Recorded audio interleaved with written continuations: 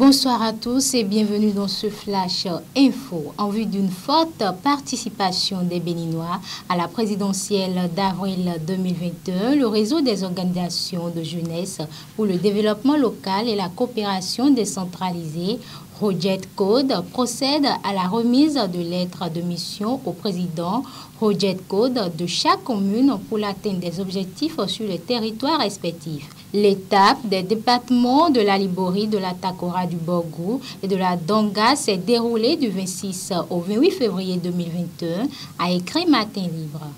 Le président du réseau, Ernest Tendo, part très optimiste en ce qui concerne les résultats attendus des organisations de jeunesse et satisfait de la contribution de ces organisations au succès de la première phase de Ma Voix compte. Plusieurs étapes ont marqué cette tournée visant à promouvoir un fort taux de participation à la présidentielle. Les maires des communes parcourues ont apprécié l'initiative à sa juste valeur, d'abord pour le très pertinent projet Ma Voix compte et les actions menées dans ce cadre au cours de la première phase dans les communes, ensuite pour les actions de salubrité périodique, de plantation d'arbres et leur entretien par le bureau Roget Code et plus largement la participation de qualité des organisations de jeunesse réunies au sein de Roget Code aux activités des communes. Les maires se sont engagés à poursuivre le renforcement de la coopération avec le Roget Code en général et l'accompagnement des actions entrant dans le cadre du projet Ma Voix compte pour l'atteinte des objectifs.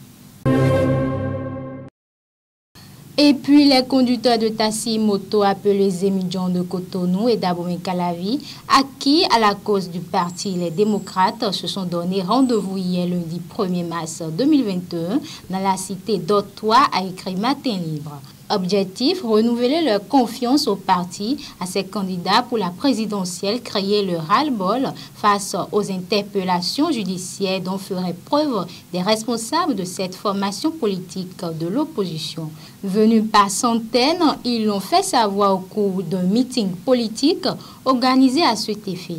Présents également à cette rencontre, plusieurs responsables du parti ont tenu à féliciter ces militants tout en leur apportant leur soutien. Ensuite, l'un des camions de la société Ebomaf a encore tué un motocycliste ce week-end dans la commune d'Abomey-Calavi à la hauteur de l'Escadet. Le conducteur du camion, selon Frisson Radio, a ramassé par imprudence un motocycliste et son passager. Le conducteur de la moto, quant à lui, est mort après son évacuation. Du fait des accidents mortels répétés sur les axes routiers à Abomey-Calavi, des conducteurs des Boumaf séjournent en prison. L'accident de ce week-end est le énième qui survient après plusieurs autres. Et Boumaf est une société de BTP en charge de plusieurs chantiers au Bénin.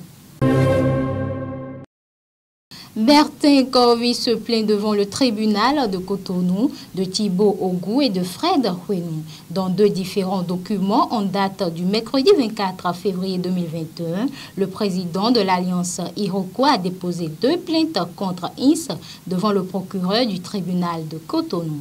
Selon les deux plaintes consultées par Banuto, le plaignant Bertin Corvi accuse normalement l'activiste politique Thibaut Ogou et Fred Huenou de l'avoir diffamé.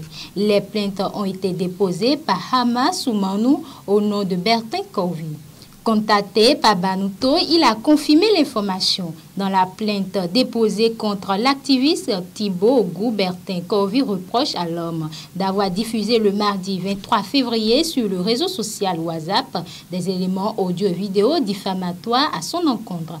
Il demande à l'activiste d'apporter à la justice la preuve de ses allégations. Sur le cas de Fred Huenou, ex-conseiller technique du ministère de la Communication, le président de l'Alliance Iroko se plaint surtout de fausses affirmations. Bertin Corvi lui reproche d'avoir fait par message électronique en vidéo et en audio des allégations selon lesquelles Rekiat Madougou serait intervenu auprès de la police togolaise pour qu'il ne soit pas extradé vers le Bénin et qu'elle lui aurait donné de l'argent par la suite. Par sa plainte, Corvi demande également à Fred Huenou d'apporter les preuves de ses allégations devant le tribunal de Cotonou.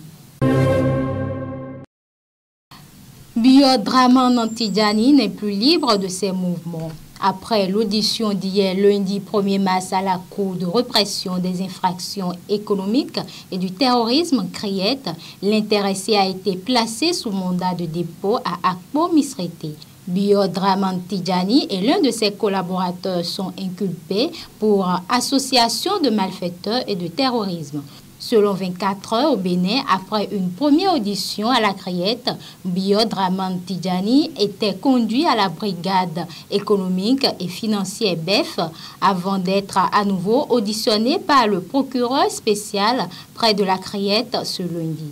Une audition au terme de laquelle il a été placé sous mandat de dépôt.